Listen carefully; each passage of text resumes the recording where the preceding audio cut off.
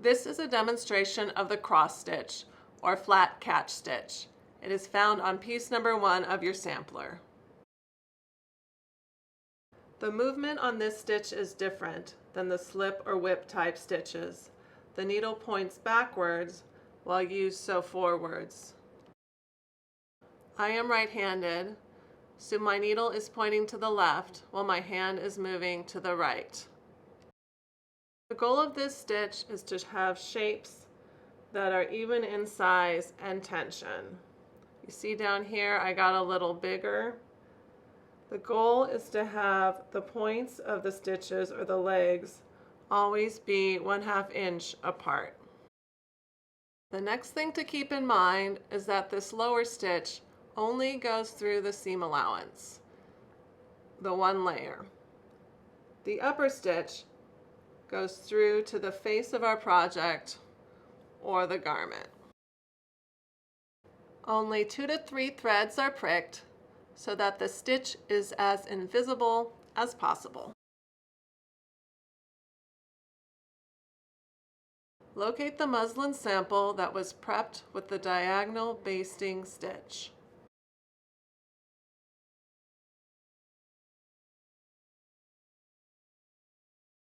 Use a single strand of thread, knot the end.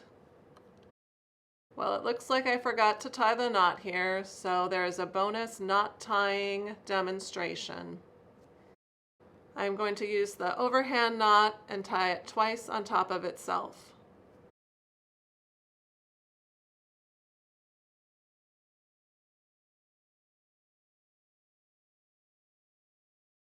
Start at the end and hide the knot under the fold of the hem seam allowance.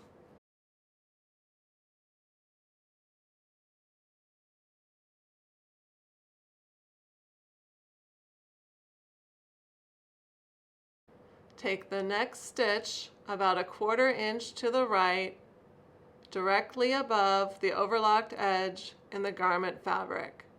You are going to grab about 2 or 3 threads of the fabric. Pull the needle carefully to make sure the thread has nice even tension. The following stitch is going to be 1/4 inch over and in the seam allowance portion of the hem. Be careful only to grab the one layer.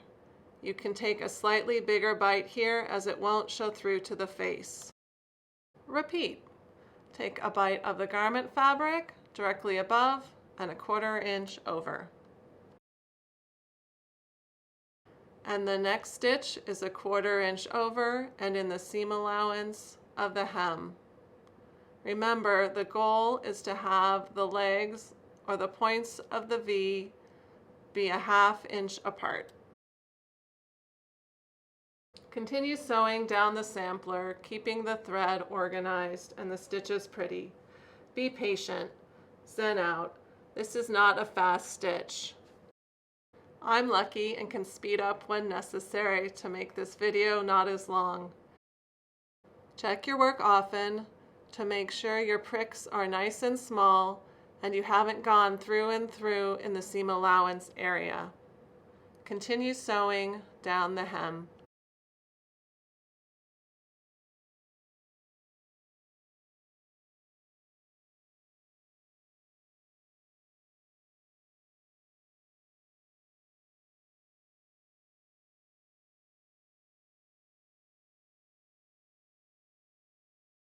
When you get to the end of your hem, take one last stitch in the seam allowance area. Take another stitch right on top of itself, grabbing some of the thread from your hem. Bring the needle through the loop. Pull the thread tight. I like to hide my tail in that seam allowance area, makes it nice and pretty. Tunnel it through, making sure it doesn't show, and cut your thread.